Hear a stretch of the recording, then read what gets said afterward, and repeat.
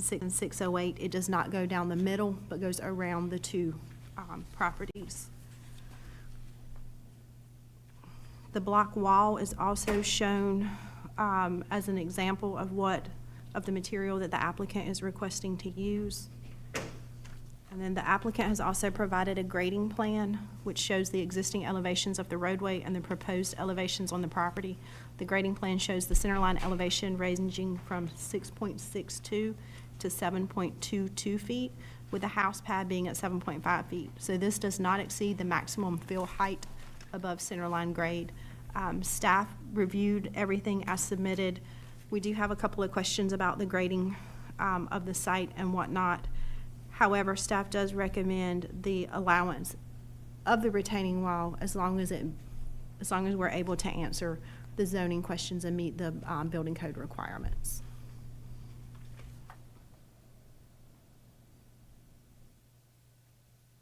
All the questions are just some general questions about the contours and how the grading is going slightly, but all of that would be worked out as part of his fill permit, which the retaining wall will be shown on the fill permit and will be a part of the grading and fill permit that would be issued for the sites.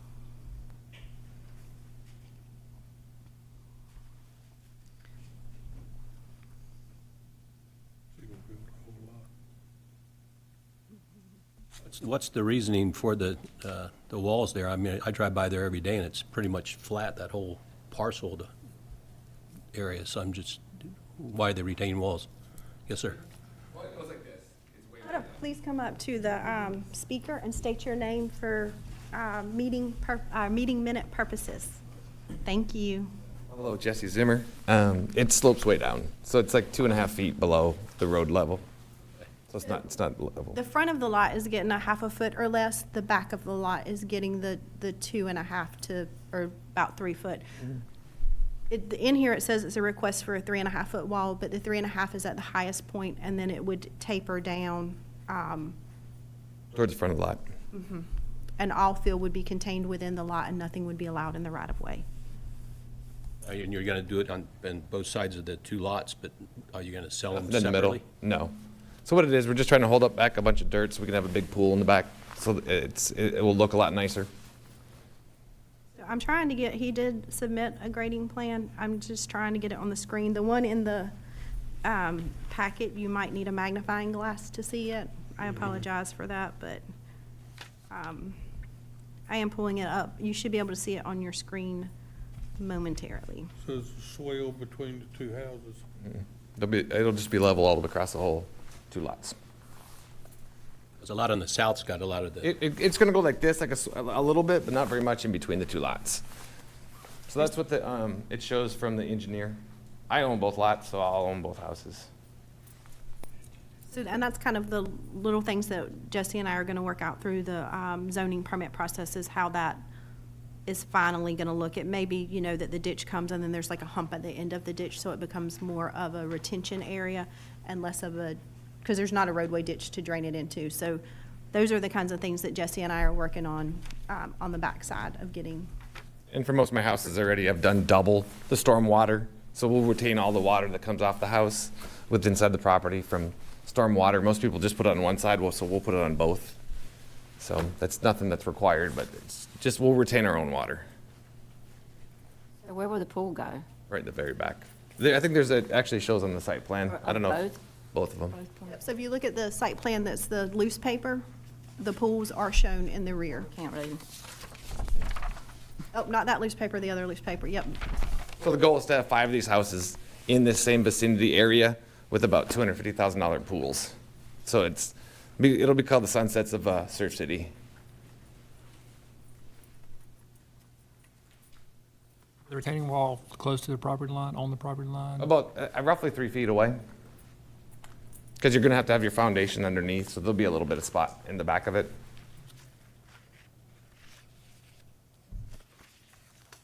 Are those the only 2 lots that you own?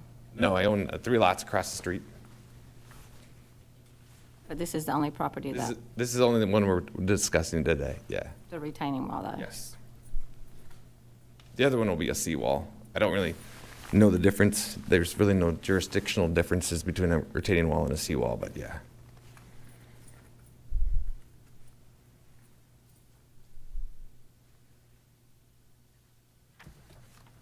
This is the first application to put a retaining wall up? Yes and no.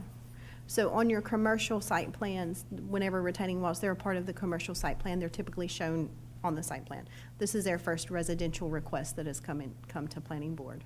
So I think the next thing they're gonna request is to take this off being requested. So I'm the last and first. Unless somebody came in like way before I came to town. But in the past 5 years, or 4.5 years, this is the first request I've had for a retaining wall. It's something that definitely needs to be addressed in the redoing of the ordinances added to it. No, they're gonna get rid of it. Pardon me? They're gonna try to get rid of it. That's your next vote. The next agenda. We're gonna try to get rid of it. We'll talk about it in just a minute. I thought that was gonna come first, so this would have been a little bit easier, but either way. Amy, in the bulleted list of the issues that you guys raised, says if a retaining wall is used, it should be placed on the setback line, which is different than what they're doing, so So those are the issues. So all of these questions in here are what have to be worked out prior to the issuance of the zoning and the zoning for fill and grading. So the exact placement of it still has to be worked out. So what they're asking for, though, is basically to be able to have it around the properties, and then we'll finalize the placement and all of that. where does that statement come from, saying it should be placed on the setback line? Which bullet are we on? It's it's the third bullet down. The number F? No. And the staff has completed a review of the submitted information, has the following questions. And then- Okay, I see it. It's the open circle, the third Sub-bullet, yeah. open circle. Yep. So all of this comes out of the Coastal Forest Overlay District. So the intent of this right here, this H out of there, is that you either start sloping at the building line, or you put your retaining wall there to allow for, on properties that are kind of at the bottom or whatnot, where we're now filling and pushing we're changing the existing stormwater pattern, it allows for some storage of water to remain without completely pushing that onto other houses. So that was the intent, that it either slopes down so that you create, a storage area that way, or you put the retaining wall at the setback line instead of placing it on the property line, because then that stops any existing drainage pattern. So I understand that, but this request is to put it like close to the property line. So that would have to be met before he would be before we could issue the fill permit. So right now, what I'm requesting is that you allow the retaining wall as long as the zoning and building questions, because if it crosses property lines, it also has to have an engineered design. So we'll have to get all of that in place before we can issue his permit. Seems like if the retaining wall was on the property line, it would retain the water on his property better. Yes. Thank Yes you. and no, because everything that's not under roof structure should be pervious material anyway. So the majority of that water should be soaking in or going into his underground or whatever stormwater system that he's providing. The concern isn't necessarily that his water is going to be going off, it's that he's changing an existing drainage pattern, and water that used to store in that area is now being pushed uphill to the next person. And not necessarily, this one may not be that exact answer, but you're filling in the low spot so that the water doesn't drain onto you anymore, and now you're pushing it onto somebody else. So You're not changing, necessarily pushing it, you're just not receiving it anymore. you're pushing it back uphill because it's no longer able to sit on that piece of property. So the thought was, by pulling that retaining wall in, some of that water still sits there, and you're not damming up all of that water at that point. Well, that's all I'm requesting, is just not to accept other people's water, because I'll maintain my own. That's why I would put it close to the line, instead of having anything run down and having me try to absorb it when the stormwater plans could take care of that. I understand both sides of that argument. The reason the ordinance was written this way is that one of the things we're looking at is not that my water is leaving, it's that I'm changing a drainage pattern, and I'm now stopping water that freely drained previously And now we're causing that to back up under other people's houses by allowing this fill to come in. So that's why the setback was created, to allow for that. What if it was that way because the neighbor built their lot way up? Do what? What if it's that way because the neighbor built their lot way up and pushed their water into that area? That was before the ordinances, so I can't go back and address that. All I can do is try to keep it from happening in the future. I can see both sides. So just to recap though, from what I know, your next vote will be to remove this ordinance, and I've been the only one to ever request this. So I'd just like to take that into consideration.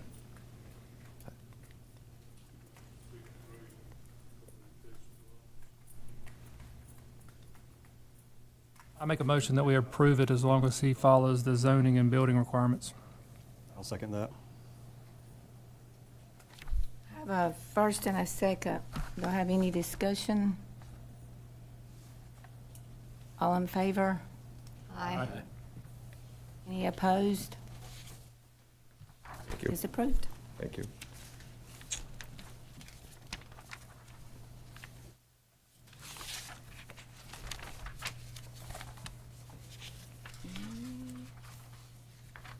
Amy, next is ordinance revision. Yes, ma'am. So this morning, when I was reading back through that, I noticed something that I had not marked out that should have been requested in the ordinance revision as well. So if you will notice, you have a loose sheet of paper that says revised written on it. That would be the revised one that I would like to discuss tonight. Let me get that pulled up.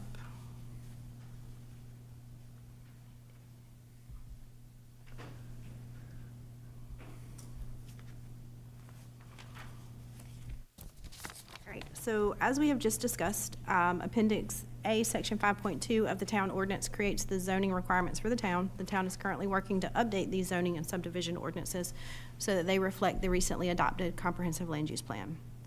Ordinances that require more immediate attention are being brought forward on an individual basis. Although they are being brought forward at this time, additional changes may be made during the approval process. So in March of 2024, town staff received an inquiry regarding the permitting of retaining walls. Retaining walls are addressed in Appendix A, Section 5.2, fences, which regulates fences and retaining walls. The ordinance requires that fences over 6 feet tall, opaque fences, and retaining walls be approved by the planning board prior to placement. The ordinance does not define opaque and non-opaque fences, but this is addressed on the website under Community Development Frequently Asked Questions. The website states that a good neighbor or shadow box style fence meets the requirements. Both fences allow for air movement and limited sight through the fence. The town does not require a permit to install a fence. In the past 4 years, one application has been made to the board regarding a fence over 6 feet tall. However, the board has not received any requests to approve retaining walls or opaque fences. A survey of the town verified that at least 2 residential retaining walls had been installed without the approval of the planning board. For commercial projects, the retaining walls are typically shown on the site plan and are a part of the site plan approval. Staff does not consider landscape borders to be retaining walls. While surveying the town regarding the retaining walls, it was also noted that multiple non-opaque fences have been installed. Staff is requesting that the requirements for retaining walls be removed by the planning board and that the walls be approved as a part of the site plan or building review process. Staff is also requesting the fences under 6 feet do not require approval by the planning board regardless of opacity. Please see the requested changes in Appendix A, Section 5.2. The original one just had opaque fences and retaining walls of any height and non-opaque marked out. But this morning I went back and reread it. So we need to remove non-opaque and basically say that fences up to 6 feet above lot grade level, provided that no fence shall be located within 15 feet of any street. There are a lot of solid walled fences out there. If you start riding around, a lot of them were there before I came to town. Some have probably, I am sure, have been placed since I've been here. We do not seem to have an issue with them not being maintained or falling down. My understanding of that being put in when it was put in is that part of that was that the being able to see through the fences gave more of an open feel and less of a closed off feel, and that was a big reason for the not wanting solid wall. Staff does not have an issue with the solid wall, and it's kind of hard to police as well. So we are requesting that those two things be removed from the ordinance. And then if we have other things that we want to address about the fences, we can certainly pay attention to that during the ordinance rewrite.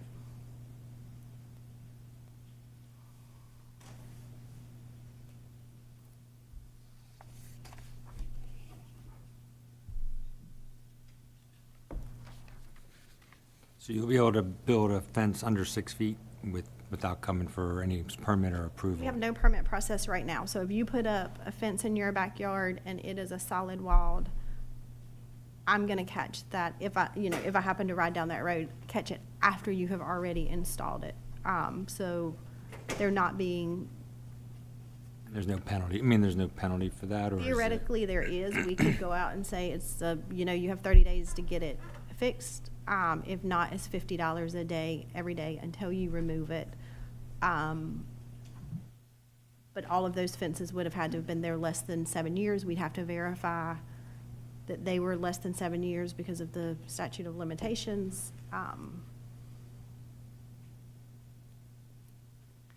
then that'll go with, and then as far as retaining walls go, you'll push that back to the plant, well, like when you review the site plans, when they bring them It'll in? be a part of the field permit. You'll be reviewing the retaining wall as a part of the field permit now. So instead of planning board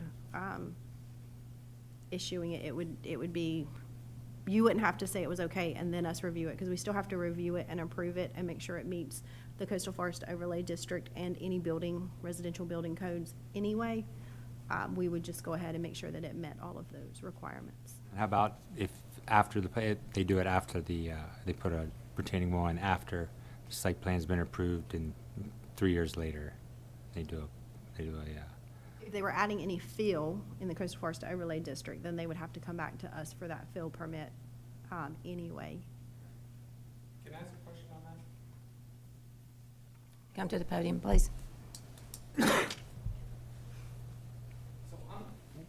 On the fill permit, it's only a 6-month, and it ends next month, right? It'll be on the agenda to be Reinstated? re-upped until the ordinance. Okay, So I it'll just be on was the work curious. session agenda Okay. for council. Because I didn't know if that doesn't pass, again, because there was some discrepancy on it. How would you approach these answers? If it doesn't pass on a fill for retaining wall, people would just make one? Then I guess if it doesn't pass, then we would bring this one back, asking that planning board approval be put back in. Okay. Because the fill permit process, I guess, just on a developer type level, it's pretty interesting. And I had a civil engineer that tried to do the whole fill permit process, and it was somewhat elaborate, where I thought it was supposed to be a little simple. So just FYI. Yeah, the field permit is elaborate because of the amount of stormwater issues we're having on the island. So it is what it is. I mean, the only way to show the fill is to show how you're grading it and where you're putting it.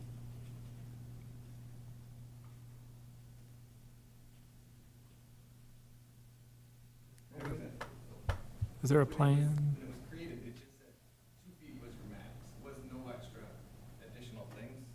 It was just 2 more feet. I've not changed the words since it was approved. So those requirements were in there and voted on that night and approved. What is the plan for the requirement of a retaining wall? Is it going to be at the setback?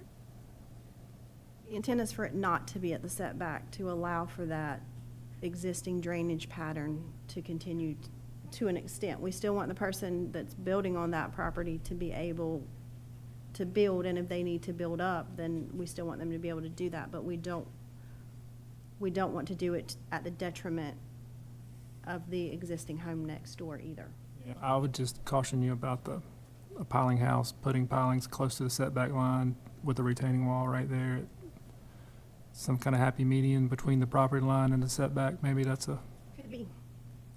But, so, the intent, when this is for this ordinance to stay in place while we finish writing that one. So, any comments that you want to make in the ordinance rewrite regarding that would be greatly appreciated. do that. So that's when we bring, or as far as like because I think, now you can build up to the highest point in the property line, fill in the Right now, entire you can fill up to 2 feet above the center line, so, center line, not the, which not the depending highest on how point. your property slopes can be an issue. That, I mean, theoretically, the front may only be 2 foot and the back could be 10 foot. So that's something we also, want to look at as well. That would be more on like a water side or whatnot than necessarily lots that back up to each other, but that's gonna be a concern as well. B-zone flooding comes into play too. On oceanfront, yes, It's not necessarily oceanfront. not as much on the on the canal some, but not as much on the back going down the island. Yeah, but Where some the places field's where going it so goes high. Across Shore Drive, isn't it? Up in the canals, it goes on the backside. I don't think it goes on the backside as much down on the southern end where the field's going in. Elmar. Delmar's on the northern end, right? Yes, up here about a mile. Yeah, the V zone goes across some up at the front, but That's what not I'm on the saying. southern end. I wasn't talking about something. Just something that needs to be looked at. We can discuss these when these come up on our ordinance rewrite, that's kind of the Yes. appropriate place, okay. And we will be updating the whole flood zone ordinance as well once the new flood maps are approved. And the flood zone ordinance is not in the Appendix A, it's actually in one of the chapters up front.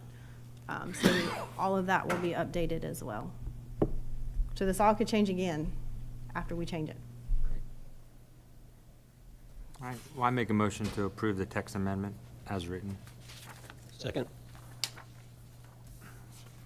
I have a first and a second. Any discussion? All in favor? Any opposed? Text amendment is approved.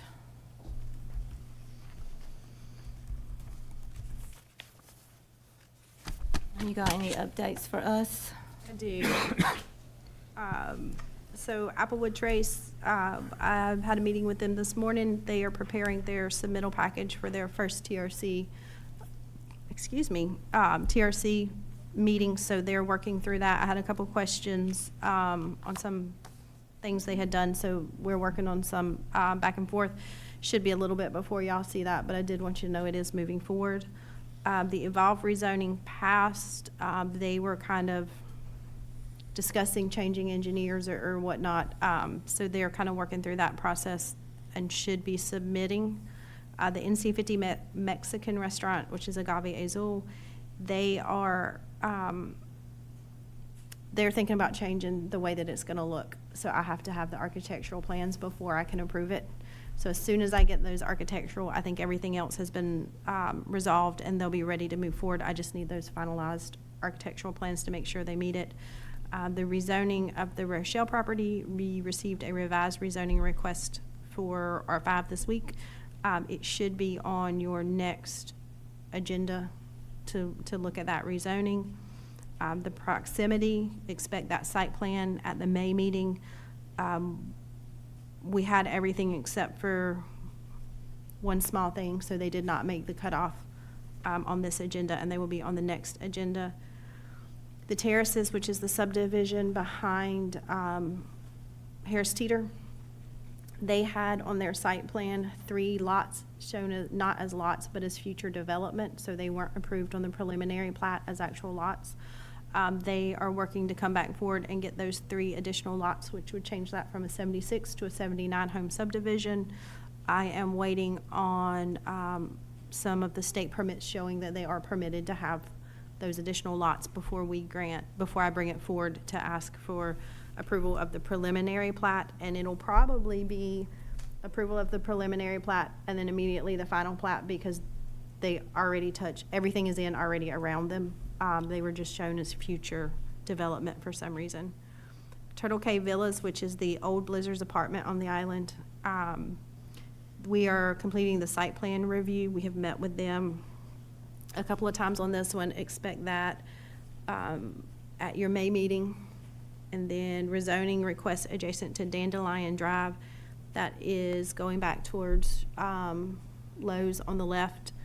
That one, I'm waiting for information from them, possibly on the May meeting. I will let you know. High Tide, which is our family entertainment center, has gone through TRC once.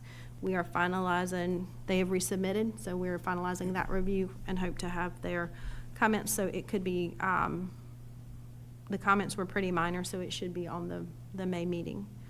And that's all of the main things that I have right now. Where is High Tide gonna be? Where the trailer park is, where they're moving the trailers out, used to be Glen Acres, across from the car wash along in there on the right. They're clearing, there's a sign that says clearing on the right going towards the island. It's gonna be in there. What is it? The Family Entertainment Center. It's a place to take your family to be entertained. It has bowling alleys, games, a restaurant. It's kind of like it's a little bit like the inside of the Jungle Rapids with much nicer dining. It's gonna front on 50. Yes, sir.